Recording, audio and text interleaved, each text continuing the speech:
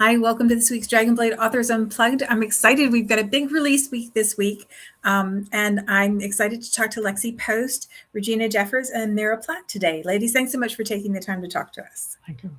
Thank you.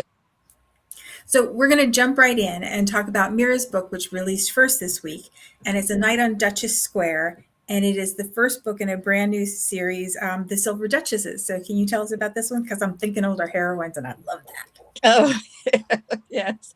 Oh, these are my lovely spinsters who reside on Duchess Square. So, which is a little enclave in Mayfair, elegant, and they're in their late 20s, early mid 30s, and they all think that love has passed them by.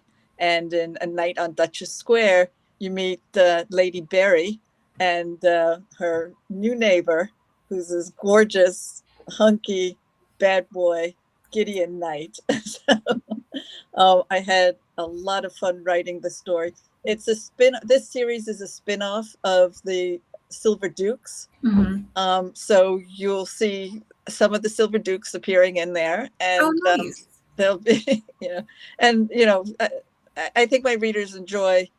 Most readers probably enjoy seeing some of the characters that they've met earlier and would love to see a little bit more of. So, and in this one, Gideon Knight, he's just a wonderful hero.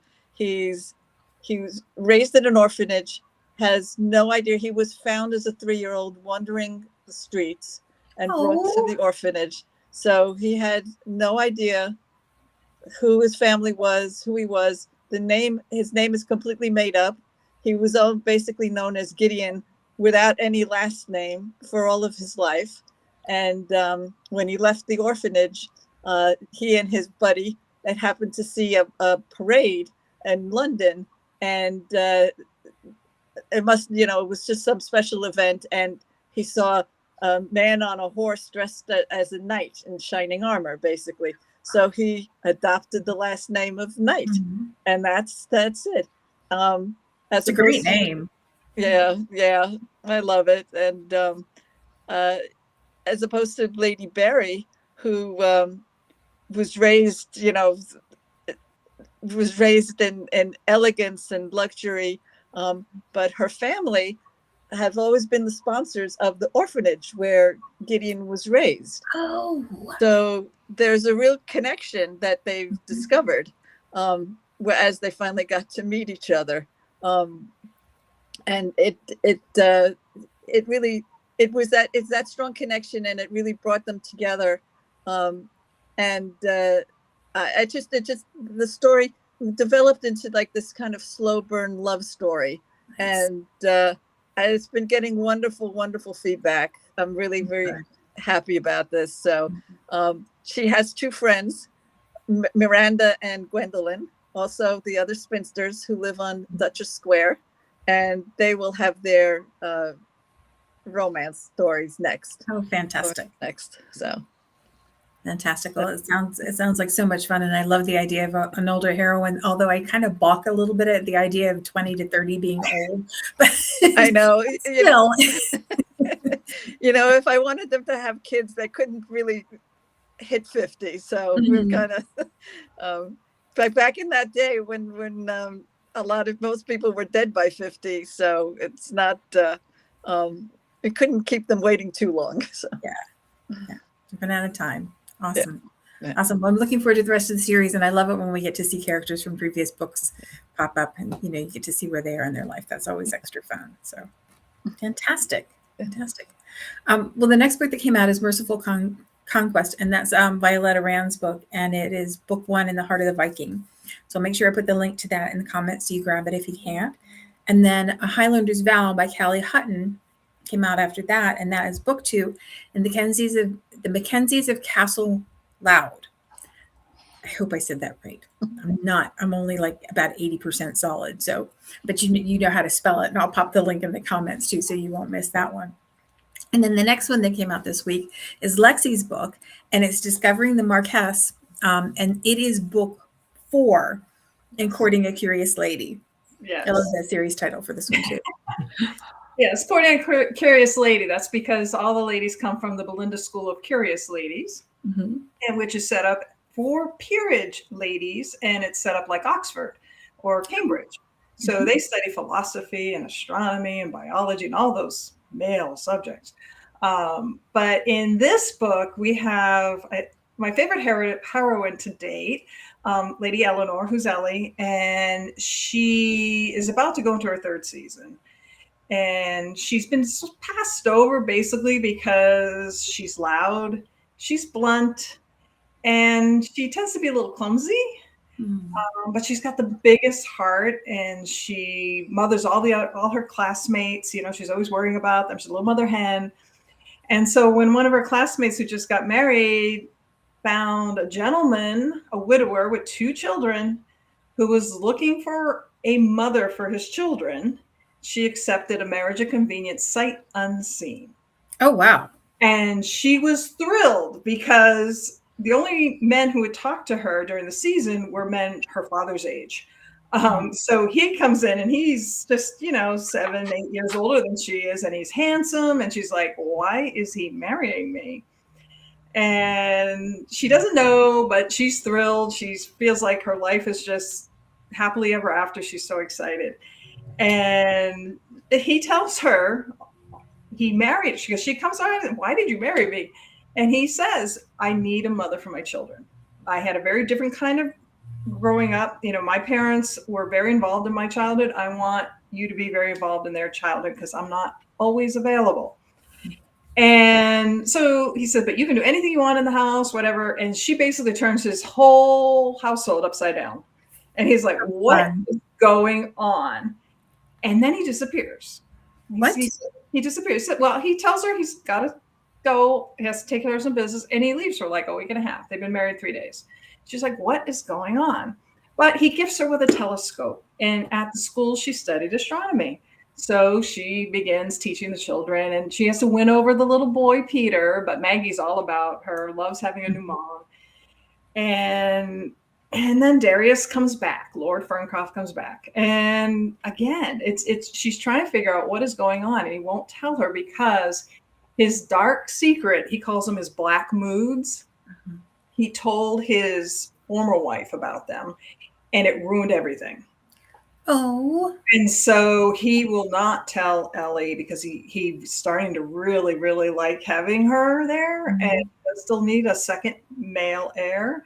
But he's got this secret, and he won't tell her. But she's one of the curious ladies, and they're curious. Pull it out of him. Smart, and she's gonna figure things out, and everything blows up. So, like it's Oh, but the tension there, that idea that he already told somebody once and they rejected him, you wouldn't, like, how would you ever get the strength to do it again? When you realize what you were going to lose, and you couldn't believe somebody if they said, no, it'll be okay. Whatever you say, I'll be fine with, because it's not. Right. And he doesn't tell her. Yeah. Oh, oh man. Yeah. So it was, I had a reviewer who really put it in a nutshell. And I thought, wow, I got across what I wanted to. She said the story is very sweet and it's tense. And she was like, but how do you say that? How can that be? But it is. And that's exactly because his secret is, really, really a tough one, especially back then. Yeah. I mean, nothing's ever settled. Like you can't ever settle into something comfortable because it can't ever be the whole way comfortable. Oh my goodness. We all have to read it because we have to have to know how this works out. They got to get to the happily ever after, so we know everybody's sorted. It's like awesome. So, how many more curious ladies do we get? Well, one is already in edits. Another one I've already started, and it looks like there may be at least 3 more after that. So, fantastic! We get lots of ladies. For those who don't know, this whole series was inspired by Louisa May Alcott's Little Men and Little Women. Because what I do is I write romance inspired by the classics. And so I took the little men and made them ladies. And what I've done is take them their characteristics. And so Ellie is actually based on Thomas, who was accident prone. And so she tends to, in fact, she goes to sign the wedding register and knocks over the ink all over the minister there and on the floor. And yeah. Oh, goodness. And she had hoped that by being married, she would no longer be clumsy, but it didn't happen. Yeah, that doesn't seem likely. I'm pretty sure it doesn't work that way. So. But, you know. Awesome. Well, I just like really intrigued by the tension of it all. So anxious to read it. Fantastic. So the next book that came out this week is Regina's book, and it's Lost in the Lion's Garden. It's obviously a Lion's Den book. Regina, can you tell us about this one? Okay, this is the fourth book in the series. The fifth one will solve everything. It's already written, and Diana is editing away on it right now. The characters from this one are a little different than the others. If you recall, Lord Duncan took in these young boys and raised them because they were in danger of not being able to inherit their earldoms for most of them. Benjamin is the most regular guy because he was never meant for the earldom in the first place. His uncle was the earl. His father was a vicar. And Benjamin is one of those people who wants to save the world. Duncan was very kind to him. He sent him off Benjamin wanted to be a surgeon. So he let Benjamin go to study in Edinburgh in order to become a surgeon. Even though he's an earl now, he would not necessarily be doing that. But he's the one that also helps the regular surgeon that they have in the series. He's the kind of like the assistant each time. He also lives in Cheapside rather than in Mayfair because he wants to help his fellow man. So he's buying all these row houses and updating them and trying to make them better so that people could live there and have a better life. And he starts doing some businesses in that area too. So he's very charitable in his way. I like this guy. He is also the most analytical of them. Duncan's always saying Benjamin and his magnificent brain, because Benjamin is the one that begins to figure out the clues that we'll all find out in book 5. But he's the first one to really put his thumb on how all this happened. And he does that by finding something that was lost in the Lion's Den garden. So that's where the title comes from. The female part is Miss Victoria Whitchurch, and she's also somebody who wasn't raised to be in the aristocracy at all. She's a vicar's daughter.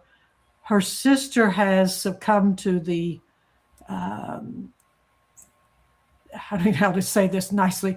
Anyway, the guy that owns their vicarage, his son seduces her sister, and she gets with a child, and she comes to London, and so Victoria gives up everything and comes to London to help her sister, and then her sister has the baby, leaves the baby, and walks away. So Victoria has to take care of everything, and so she's the responsible one in the family, where Cassandra is, airhead kind of thing, and off she goes. Ironically, we've met Cassandra as a minor character in one of the other books, but hopefully nobody picked up on that until the very end. And they still won't, because she's not Cassandra, but I work all my characters in together. So there's always that overlap, and you go like, because when you're writing a mystery, you want that aha moment. Yeah. Where people go like, oh, I didn't see that. Why didn't I see that? So it's I'll be a Taylor Swift with my little eggs hanging around here, And so they are the couple who neither one were set for the aristocracy at all. And they meet the first time in a rainstorm. He's walking with his umbrella a little closer to the building, and she's darting around the edge of the building trying to stay out of the rain. And they literally smack into each other. And that's where they first meet. And he walks her back. She's taken a job as a seamstress in a drapery shop. And so he walks her back there, and to keep her from getting into trouble for being late, he hands the guy the card and says, I'm, redecorating these homes. Would you like to bid on this business kind of thing? So he keeps her out of trouble that way. Really good guy. Yeah. And he doesn't meet her again for like 2 months. And that's when, by that time, she has the baby, and he meets her in the Lion's Den garden again with the baby on her lap, and she's talking to Titan, and he thinks that Titan is the father. And it takes a couple minutes for them to kind of separate all that. And she literally collapses because she's been working nights, because the women wouldn't be allowed to work in the shop. She has to work overnight. And so she's been working nights. She's taking care of the child. One of the neighbors in the housing where she lives taught her how to make paps, to feed the baby and all that kind of stuff, because she's not the baby's mother or anything else. And so she's doing all these things, and she literally collapses as she's walking away. And of course, who's there to save her but Benjamin? So that's how they get together. Oh, no, hot dog. He puts her in one of the empty houses that he owns so that she can take care of the child and not live in his house, but still where he can kind of keep an eye on her. So he's such a good guy. He's really the nicest one of all of them in reality. But it's a different approach from what you normally think of with an Earl, the typical Regency love story. But of course, mine are all mysteries too, on top of that. So one of the cute things is there's a scene where he's actually got the baby because she has kind of exhausted herself. And he's taking care of the baby, and he's reading the baby The Two Noble Kinsmen from Shakespeare, because the baby loves his voice, and the baby's patting his hands around and everything else.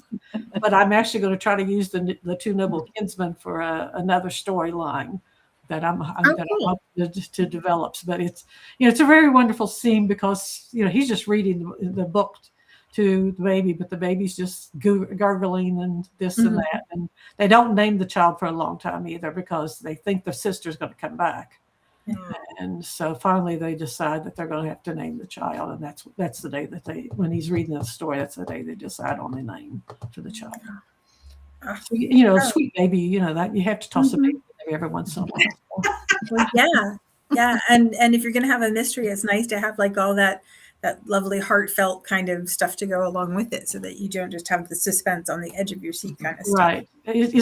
You've got to develop the characters and get that tension. There's tension, as you were saying, Lexi, a while ago. There's tension in other places in the story that feed out of that lovely story that have them taking this child in and raising the child as their own.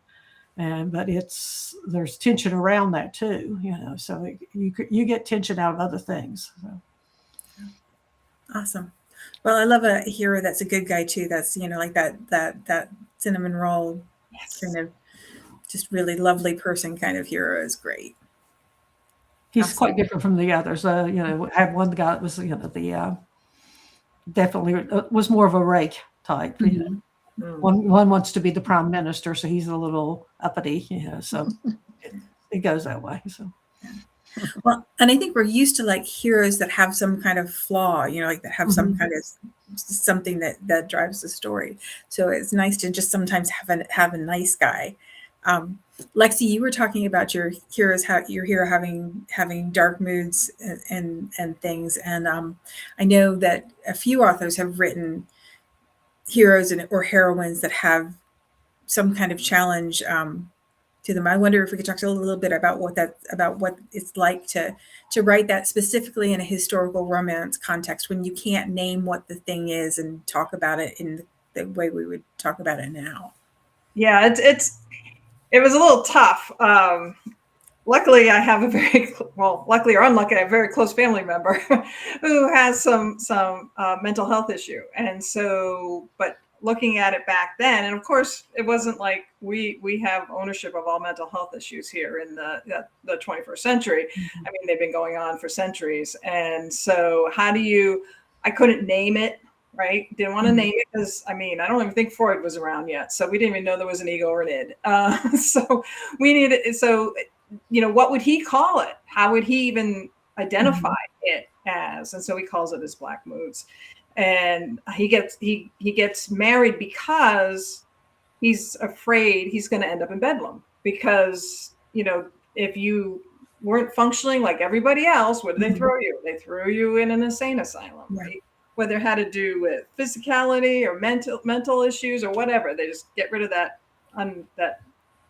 ugly egg or whatever you want to call it. So he just figures eventually he's going to be there, and he wants someone to take care of his children. And writing that in a sensitive way, but also recognizing that at that time, that's how they dealt with it, makes it hard. And, and I waffle back and forth on whether there should be a trigger warning, because in order for people to understand what he went through, we were in his head during these dark times, and the thoughts he had are brutally raw. Yeah. And but in order to really understand the character, you have to bring the reader there. Mm-hmm. That can be tough, especially for people who have issues. And so there is no cure back then, right? Mm-hmm. You can't take a prescription that will help. Not that we have a cure today, but that will help. Yeah. You have to figure out how to function. And then you have this woman that you marry who's, always positive and willing to research everything she can to help once, she knows. But it's a tightrope walk almost. Mm-hmm. You want to get out the real reality of it, but also the reality of the time. But you can't name what it is. Yeah. I think that's one of the things that romance does particularly well, because we can go in the dark places with you because we know that you're going to get us to the end with it's not Nicholas Sparks. There's no City of Angels. I'm not going to fall in love with somebody who's not. He's one of my friends. Go for it.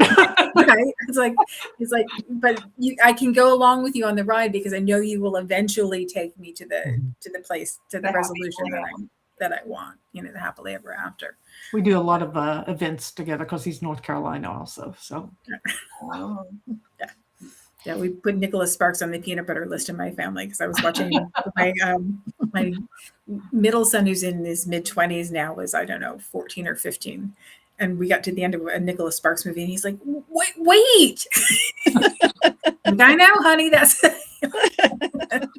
we end up at events together, or, not coming there together, but it's just like, Regina, are you here again? I go, well, are you here again? So it's nice that way. Regina, do you have any experience writing characters with? I have. Well, as I mentioned a while ago, before we started filming, my master's and my PhD is in what used to call learning disabilities. Mm-hmm. So because I taught school, so that's one of the areas. I have written a couple that you could guess maybe that they had some form of it. What that happens is, I also, as some of you may know, I know Meara probably realizes that I also do what they call Austen-esque stories. So they're all based around Jane Austen. That's really how I got started. Okay. And several of the people, there are storyboards where people write and people read the chapter and give them feedback immediately and those kind of things. And there's a lot of people who nowadays write Darcy with a really dark learning disability type thing, dyslexia, blah, blah, blah, and all that kind of stuff, and make that part of his standoffishness. And so I've never actually done that to him, but I've done a couple other things. I actually buried him alive once. Oh my goodness! A cemetery bomb attached to his leg. So what's that? Like that bad Bob Newhart skit that I'll bury you alive in a box one. I saw this cemetery bomb. I used to travel back from Ohio when I lived there in Ohio, and I'm from West Virginia. I'd drive back to visit with my mother, and there was a little museum there, and they had a cemetery bomb, and it was done during that time period. So I buried him alive with a cemetery bomb. So if you ever watch those, what was it called on PBS, the History Detectives or whatever, they did a whole episode on cemetery bombs. So that became part of my plot. So what is the cemetery bomb? They would put it on, of course, in those days, when you bury the body, if you took the clothes, you could be hanged because the clothes had worth to them. But you could steal the body and take it to Edinburgh or someplace like that to be used for anatomy classes. And the body had no purpose per se. So they would put a bomb on the leg so that when you lifted up the lid, it would go off then. and protect the body. Oh, I'm sorry, I got into this really dark place. This does not bode well for our friend Darcy. Well, it's called The Mysterious Death of Mr. Darcy, if you want to look at that one. It is a murder mystery, but yeah, I buried him alive with a cemetery bomb on his leg. And they did the same thing with Abraham Lincoln, for example. And then they finally had to put his body in concrete, or the casket in concrete, to keep people from trying to dig it up all the time. So, wow. It's got a lot of history in it. If you want to try it sometime, I have a shirt that says "Piss me off, and I will kill you" in my next novel. So, I was going to say it like that. Yep. I use the merch store. Meara, your heroes are usually just such like. Yeah, I read a lot of her books. Like, he's my therapy person. Okay, like German Shepherd-y kind of heroes. Have you ever written one that has a challenge or? Yeah, I'm not sure how I'm going to follow Regina on this one, but yeah. So I have the Moonstone Landing series, which is really featured around the theme of it was wounded heroes. So we have all the heroes who come back from the Napoleonic Wars and what they suffer, what they go through. And, the first book, The Moonstone Duke, he basically suffered from PTSD, which they, have a word for. Good, yeah. Which, they had no idea what it was at the time and stuff. But, and I mean, the Moonstone Landing was kind of like this charming little seacoast village in Cornwall where wounded hearts come to heal. And so he did. And the second book was his best friend, the Marquis, Moonstone Marquis, and he lost his arm in battle. And so, dealing with who's this gorgeous, total alpha. Everybody loved him. The women swooned all over him. He was a rake. He was everything. And he comes back now and he's one arm, dealing with his frustration. And he says, so he needed a very special heroine who could give him a lot of love, but also kick him in the behind and he needed that. So it was just the whole series that just was wonderful to write. And really, I cover these, but I always tread lightly so that there's always a lot of humor involved as I'm tormenting these poor heroes, but got to keep you smiling throughout. Yeah. But I think it's good for us to, I know it's good for us to see characters who are differently abled. And it's like one of the things that happened with Queen Charlotte is that happily ever after isn't going to be right. Happily ever after. But the empathy you build for the characters is huge. Yeah, it's real life. And you want, and the readers they all experience, tough moments and stuff. Yeah. So it may not be the same tough moment, but they can certainly empathize and appreciate the story that deals with these. Yeah, it gives a whole new meaning to show, don't tell, because we can't tell what it is. Yeah. The whole book. Yeah, exactly. Yeah, I gave Colonel Fitzwilliam from Darcy's story, the PTSD in one of my novels, one of the latter ones. So yeah, it's ironic when you go back and look at the history how much of it is actually there. There's things like the first people that were actually diagnosed with multiple personalities was 1812. Oh wow! So when you go to start putting some of that stuff in your books, you go, should I do this or not? Because people are going to question me. But if you look back at the history, this is one of the first, and it was in America, but it was 1812. And, I've used that plot line twice, in fact, Well, and that's diagnosed. That was when they finally put a name to it. Yeah. Many people had it for hundreds of years. What did we call it before? Right. So it goes along with what you were saying about the darkness of that character. Is how would they be treated during that time period? So yeah, that whole Send to Bedlam thing is terrifying. It's like Madeline Martin's book. I think it's the Secret Book Society, where the women were threatened with being sent off to an insane asylum just for reading, just for being difficult. Crazy. Or, Yeah. Look how many times it has that phrase about bedlam and just in casual dialogue in books and stuff. So Well, this isn't where I wanted to end. I know. on that Let's do something note. happy. Just don't ask me to sing. I can't carry two in a bucket. It's spraying their bulbs and flowers and stuff out. It's really nice. It's really. All my Curious Ladies, all those books have ice cream in them. Oh, there we go. And if you don't follow Lexi, you need to follow Lexi because she posts her ice cream for breakfast pictures on her social media. And I only put in ones I've actually tried to make. And I got to tell you guys, Parmesan ice cream, it's addictive. I was afraid to try it. I was like, dude, really?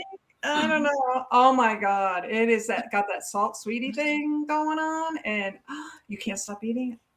All right, I'm going to believe you, but I'm not. Try it. Right out.